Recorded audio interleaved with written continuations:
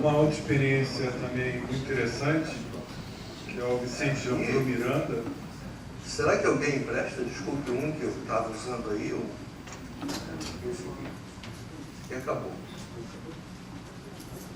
Tá? Esse aí tá. Ótimo. A pai do Jair começou, uma história que começa lá no Sempre. Não vou deixar de falar. Pois é, eu queria agradecer a oportunidade de estar aqui com vocês conversando, né? A nossa empresa, né? Ela começou lá um trabalho conjunto do Centro de Pesquisas da Petrobras, com a PUC Rio, né? Era um projeto assim, mais de longo prazo, e que num dado momento houve um spin-off, ou seja, o pessoal encarregado que trabalhava naquele projeto resolveu ir à luta e botar aquilo no mercado, né? E assim a coisa foi andando, usando muito apoio, né, de órgãos como o FINEP, FAPESP e tal, num relacionamento de anos e anos e anos com a universidade, não só com a PUC-Rio, mas também abrimos o leque com várias outras experiências, né? E a coisa acabou que foi, conseguiu entrar no mercado, conseguiu ser bastante bem sucedida. Lembrando que é uma atividade muito difícil, um trabalho muito arriscado, né? Que a remuneração não é lá essas coisas do trabalho, né? Já foi bem melhor. É o tipo da coisa que a gente diz que a gente só faz isso porque a gente é um maluco, porque se a gente não fosse, a gente ia abrir um restaurante, fazer qualquer outra coisa, né? Mas então, ela foi fundada em 98, né? Basicamente teve esse processo de spin-off e graças a isso a gente consegue manter um compromisso com o desenvolvimento. Não foi só trazer aquela história e botar para funcionar. Houve uma evolução substancial daquilo que nós pegamos no início, né? E o modelo de desenvolvimento é esse que eu falei. Parcerias e apoio governamental, né? E também reinvestimento de recursos próprios, né? E hoje a gente tem uma experiência internacional, já atuamos em continentes, né? E da Malásia ao Canadá, né? E a gente hoje está concentrado na América do Sul e Central, nosso esforço maior. O problema é que para você querer fazer uma coisa assim, né, tem que ter muita perna e a gente ainda não tem essa perna toda. É importante a gente entender quais são os componentes tecnológicos envolvidos. Isso parece, mas não é trivial, né? Primeiro você tem a técnica, você tem sensores e você precisa correlacionar os sinais dos sensores com as anomalias, os defeitos e tal, né? Isso pode ser uma coisa mais simples ou pode ser uma coisa muito complexa, dependendo da técnica, né? Existem os equipamentos com seus computadores de bordo para adquirir dados, sensores, cabeças magnéticas e etc. e tal, a parte de suspensão e tudo. E existe o software. O software, eu diria que é tão difícil ou tão importante quanto o equipamento, né? Porque esse software é bastante complexo, ele envolve desde a aquisição dos dados, validação dos dados, transferência para o laptop, depois a análise. Enfim, às vezes você precisa gerar uma tabela com 1 milhão de defeitos. Isso só pode ser feito com um processo de automação, né? Então a coisa não é trivial. E esse software todo faz parte do desenvolvimento todo da coisa, né? E tem a parte de operação, que também não é trivial. Dependendo da situação, você vai ter que rastrear equipamento no meio do mato, tem toda a interação com o cliente, acidentes que ocorrem, né? Então, essa é a ideia. Eu só não falei, não sei se vocês estão a par, né? Na indústria do petróleo, você tem os dutos. Os dutos são a maneira mais barata e mais segura de transportar óleo, derivados e gás. Ponto. Não tem outra, é assim. É assim que se trabalha, é assim que é. E os dutos têm um péssimo hábito de vazar, explodir, etc, né? Então você tem que estar sempre fazendo manutenção daquilo. Para você fazer manutenção daquilo, você precisa ver onde é que está o defeito, para ir lá e remendar, trocar, cortar o tubo, né, etc, né? E você não pode ir lá com cabeçote de ultrassom, procurar onde é que está o defeito num tubo de 50 km. Né? Então, se usa extensivamente os PIGs como a ferramenta mais importante e mais comum na manutenção dos dutos em operação. Tá? Okay? Bom, nós começamos com o PIG geométrico. O PIG geométrico é uma coisa muito simples, né? Você tem um sensor dentro do copo, que tem um sensor de ângulo, né? Isso aqui são as rodinhas de odômetro para ver distância. Aqui é um tubo, aí você tem uma pedra que por algum motivo amassou o tubo, e aí você pega os sensores e você gera gráficos como esse. Isso é a assinatura de uma amostra típica, né? Ok? Bem, então a gente detecta amostras, ovalizações, soldas superficiais, etc. Isso é muito usado em várias situações que vale a pena falar. Uma é na habilitação de novos dutos. Uma empresa como a Petrobras vai lá e contrata uma construtora, que eu não vou falar nomes, porque hoje em dia fica até ruim falar nome de construtora, né? E aí a gente vai e tem um duto. Esse duto precisa ser aceito para poder pôr em operação. Né? Uma das fases de aceitação é você verificar se tem algum defeito no duto, né? Porque na hora de colocar o duto tal, pode ter surgido um amassamento, alguma coisa, etc. Né? Então ele é usado para isso. Outra situação que é usada é quando você vai fazer uma inspeção com uma outra ferramenta, que é uma ferramenta salto alto, tipo, não vai em qualquer lugar, ela quebra à toa e tal, então você tem que passar primeiro um PIG mais robusto para ver se tem alguma deformação que vai quebrar o outro PIG. É o que a gente chama go no go. Né? E também a detecção de interferência de terceiros. Às vezes está o fazendeiro lá fazendo alguma coisa, aí a retroescavadeira vai lá e dá uma pancada que amassa o duto, daqui a pouco aquilo tem vazamento, explode, não sei o quê. Então você tem que fazer coisas contínuas, inspeções contínuas. Né? E esse eu vou me parar aqui um pouquinho mais, porque é uma coisa muito importante. Né? Quando a gente surgiu com esse projeto, né, foi o primeiro projeto, a gente estava no grupo lá da Petrobras e da PUC, estudando PIGs e MFL. Esse projeto foi um subproduto da realidade do estudo. Né? E a ideia foi, poxa, os PIGs de geometria que tem hoje, a tecnologia é muito capenga. Por que não fazer uma coisa mais caprichada? Então o que a gente fez foi botar todo aquele conhecimento e hábitos e possibilidades que era usado numa outra técnica, que é uma técnica de corrosão, né, de MFL, né? Colocamos isso no PIG geométrico. Múltiplos sensores, registro eletrônico que era em papel, enfim, fizemos uns relatórios assim, com milhões de sinais e gráficos e tabelas. Então aquilo acabou virando uma espécie de um padrão. Né? Quando o pessoal da Petrobras recebia do tipo, pô, mas que bacana, eu quero isso agora. Então só vai se tiver alguma empresa que faça um trabalho desse tipo. Quer dizer, ficou um pouco assim nisso daí. Né? E o que acontece? Em paralelo a isso, algumas empresas que faziam corrosão e também geometria, empresas internacionais que operavam aqui na América do Sul, resolveram começar a contratar a Piper. Realmente eles têm um produto bom, esse não dá muito dinheiro, o que dá muito dinheiro é a outra parte, no MFL, vão contratar a Piper. Ótimo. Inclusive, isso culminou com uma dessas empresas, lá dos Estados Unidos, Houston, né? Mas também com a atuação internacional, uma das líderes, resolveu contratar o nosso sistema para ficar usando, como se fosse uma espécie de uma transferência de tecnologia. Né? O pessoal da equipe de desenvolvimento lá ficou aborrecido, mas o CEO lá disse, não, nós vamos comprar esse negócio, vai custar tanto, é caro, mas a gente compra, começa a usar hoje e daqui a 2, 3 anos a gente já tem um PIG novo que vocês vão levar esse tempo para desenvolver. Né? Aí o pessoal do desenvolvimento de lá engoliu. Eu fiquei até surpreso, porque existe esse negócio de globalização, é mesmo uma mão dupla. O que você precisa é trabalhar e ter sorte, enfim, mas tem essa história de mão dupla também, né? Ok? Bom, o PIG geométrico, ele faz aquelas coisas que eu falei, mas tem também as aplicações muito especiais. Por exemplo, lá na Bacia de Campos, quando você passava PIGs de limpeza, só para tirar a sujeira, eles pareciam quebrados. Né? E esse PIG aqui não quebrava. E a gente queria inspecionar esse duto. E a gente sabia que ele tinha lá uns conectores, que são umas emendas lá rotativas lá do duto, né? E que aquilo era que quebrava o pique.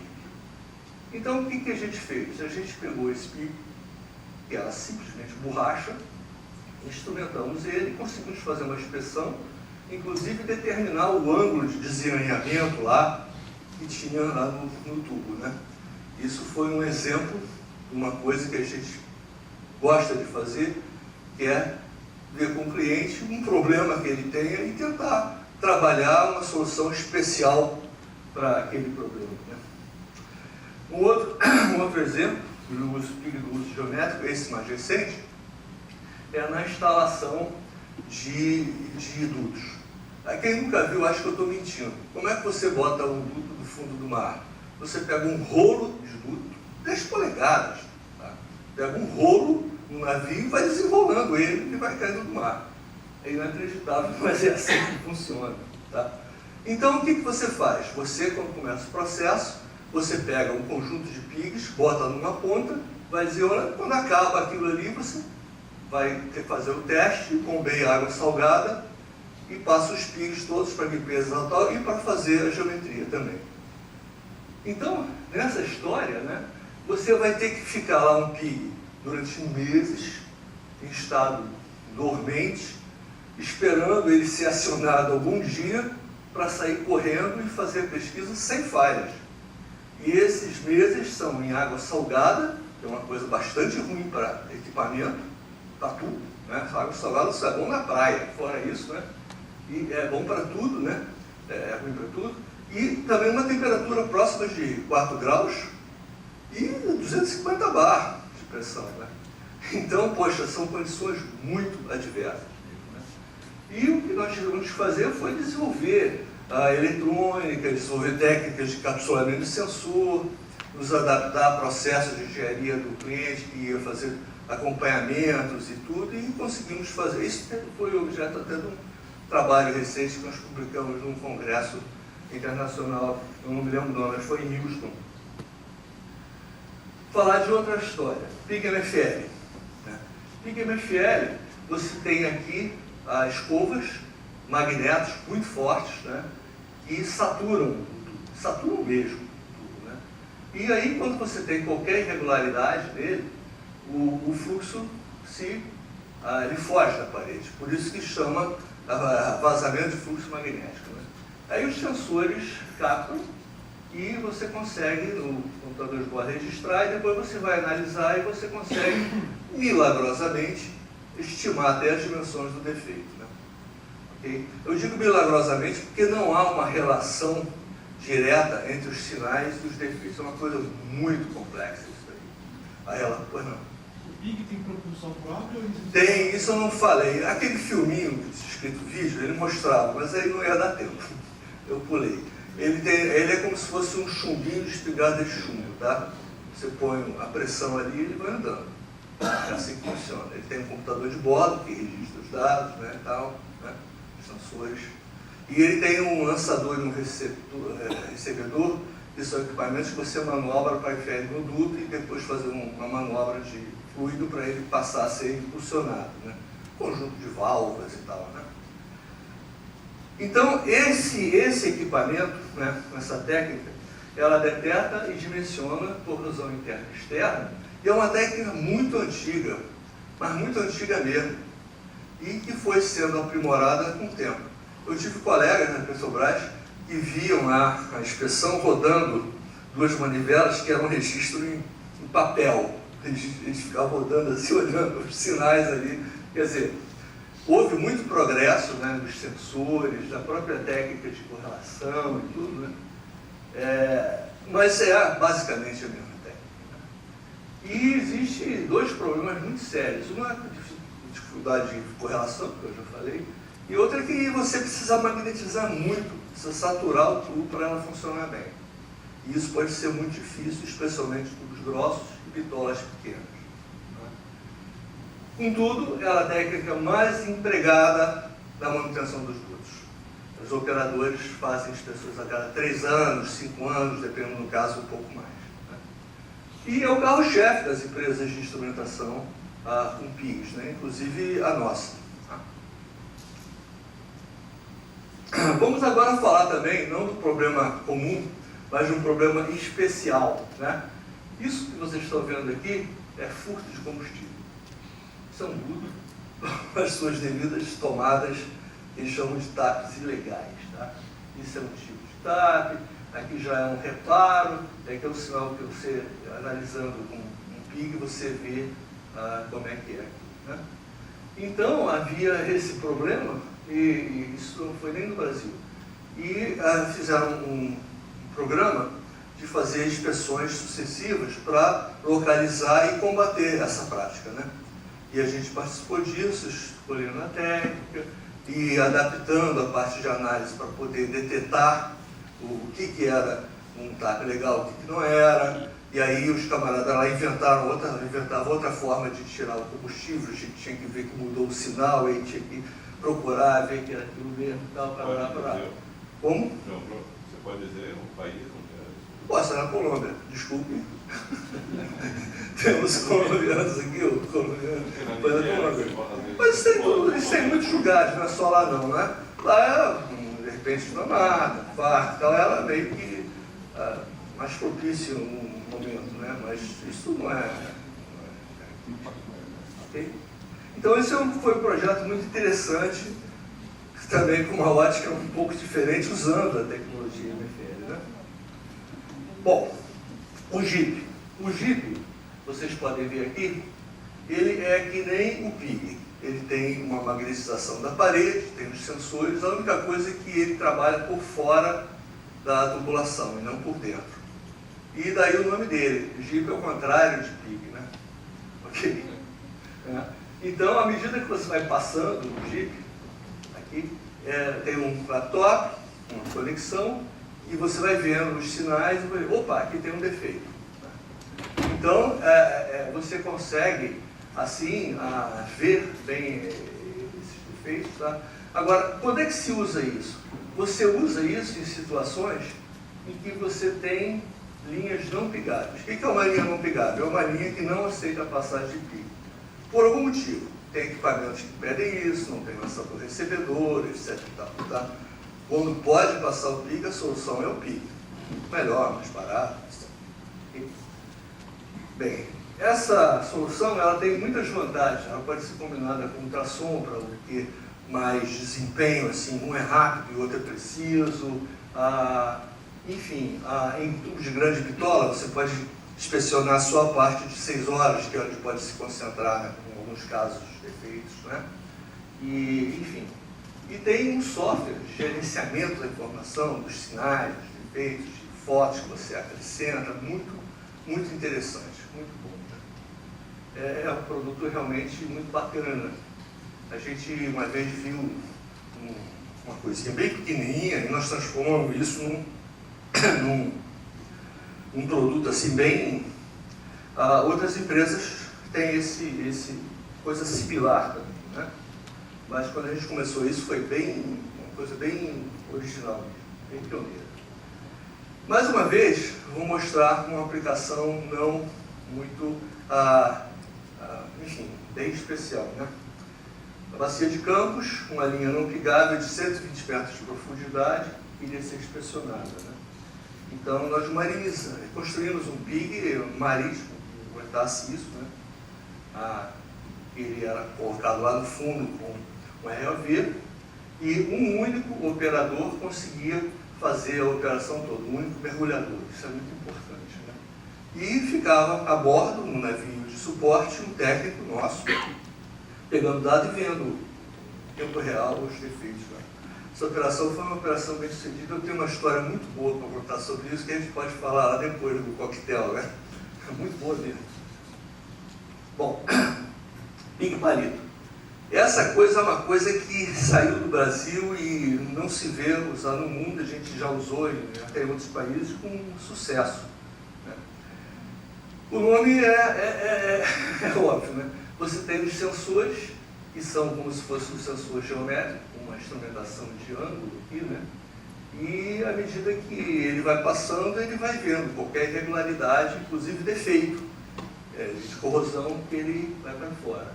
Uma coisa que pode assumir diversas, pode se metamorfosear de diversas formas, né? E você precisa ter várias coroas, porque para você conseguir ter uma cobertura boa, você não consegue aproximar os palitos, senão eles têm o efeito máquina de escrever. Quem já operou máquina de escrever? Poucos, né? Se você apertasse duas teclas, as duas engatavam e não saíam, né? Então, para evitar isso, você, tá vendo? O cara jovem não pode trabalhar com a tecnologia dessa. Então, você tinha que fazer as coroas defasadas, né? Para poder dar certo a coisa, né? E isso aí é um exemplo, né? Uma corrosão de 6 horas, defeitos aqui de 5, 3 milímetros, né? Ela é para corrosão interna, é a maior limitação, né? Serve para qualquer tipo de fluido. O ultrassom não serve para linhas de gás. Muito difícil fazer adaptações e tal. É adaptável a dutos de alta espessura. Isso foi uma coisa, assim, foi uma iniciativa que a Petrobras forçou mesmo, vamos fazer isso, vamos, não sei o que, tal. E tudo isso foi para a Piper com licenciamento de tecnologia, né? Algumas que já acabaram o prazo e tal, mas esse foi um caso típico que a gente logo que pegou viu que o software que existia para análise não dava. Aí partimos para desenvolver o próprio software de análise dos dados em cima disso daí. Quer dizer, a gente acreditou e investiu bastante nessa história, né? Esse é um exemplo de um tubo de 24 polegadas, 50 km no Nordeste, que tem duas características, uma da ordem de 1 milhão de defeitos, né? E a outra que tem umas placas de parafina. Isso eu vou até mostrar nos desenhos. Outro exemplo foi o seguinte, foi lá no Golfo do México. Isso foi depois daquele vazamento lá da BP, que enfim deu, né, todo aquele barulho, e tinha lá uma amostra no duto da própria BP que estava ruim e eles estavam preocupados com aquilo, né? E já tinham tentado ver outras formas de inspeção e resolveram usar a nossa também para comparar e tal, checar. E aí nós fizemos essa inspeção e confirmou o que já existia lá, e aí eu não sei o que eles fizeram com a amostra, mas confirmou aquilo, né?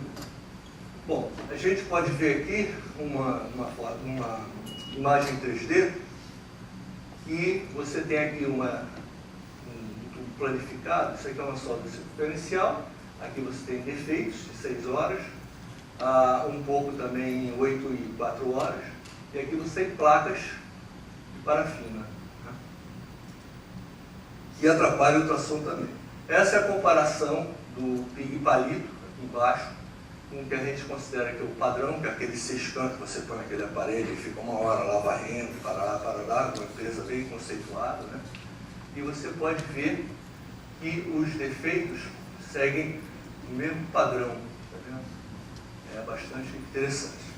Comparado com o MFL, por exemplo, você tem aqui o palito, e o MFL, os sinais não tem nada a ver com os tamanhos. Esse é o grande problema do MFL. Você, para identificar os defeitos dos seus tamanhos, né? Pelo MFL é uma coisa muito brava. Para finalizar mesmo, né? Isso aqui foi uma coisa interessante, né? Existia um duto de 4 polegadas de aço inox para transportar ácido sulfúrico. E esse tubo, com dias de operação, vazou. Aí foi se verificar e se descobriu que a solda era contaminada por ferro e carbono. E tinha um outro duto feito pelo mesmo pessoal, pelo mesmo construtor e tal, que ia ser posto em operação. Para tudo. Vamos ver se acontece a mesma coisa lá. Mas como você vai inspecionar as soldas de um duto, né? Aí conversaram com a gente e tal, e a gente muito rapidamente conseguiu ver um tipo de sensor que se encaixasse, comprovar em laboratório, montar uma ferramenta, fazer a inspeção. E aqui você vê que isso é uma seção, né? Nessa região a solda não tem problema, nessa região ela tem essa. Isso foi uma coisa muito interessante. Essa é outra linha de trabalho que nós temos, né? outro produto, que é o pig inercial. O pig inercial começou assim com o pessoal lá do Paraná, da universidade, e Isso aqui é um PIG novo, que combina geometria com inercial, né? E isso é um resultado do PIG inercial. Ou seja, o PIG inercial ele reconstitui a trajetória do duto, que normalmente é subterrânea. Ele também determina as posições de todos os defeitos, sobras e tal. E com isso, você, quando tem que fazer alguma intervenção, você sabe onde ir.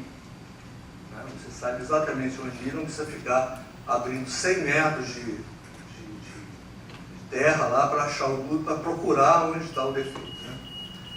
Eu acho que mais no minuto eu consigo, hein? Tá? Pode ser?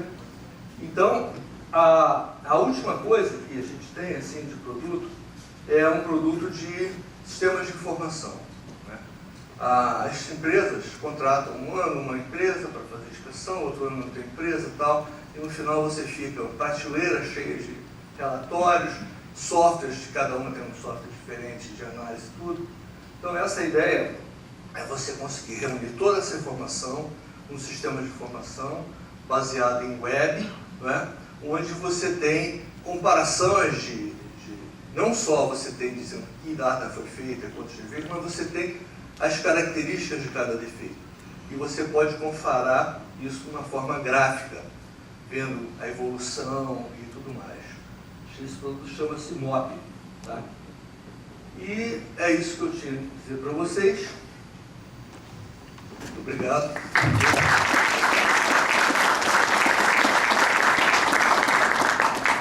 Eu direito a uma pergunta. O PIG foi desenvolvido para Hyper? Bom? O PIG é um seu domínio? Não. Como eu disse, havia um projeto entre os TEMPES e a PUC que estudava e trabalhava nisso. Então, o desenvolvimento inicial dessas ideias todas foi feito nesse ambiente. O que a Piper fez foi fazer licenciamento de tecnologia e continuar evoluindo o produto. Inclusive porque você sabe que o pessoal da universidade, quando chega num determinado momento, perde interesse naquilo, passa para uma outra ideia. Né? E a gente exatamente pegou o bonde ali e continua tocando o bonde.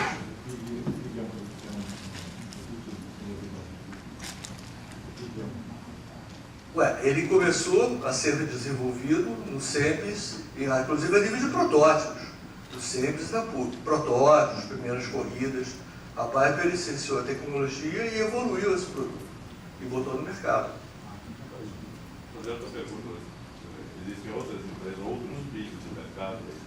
Pois é. Existem outros? Essa é a questão. Até poucos anos atrás, existia uma meia dúzia de umas 10 empresas que faziam isso no mundo inteiro. Nenhuma abaixo do Equador. Né? Todas as empresas que atuam em todos os lugares são representantes de uma meia dúzia de empresas que são internacionais. Né?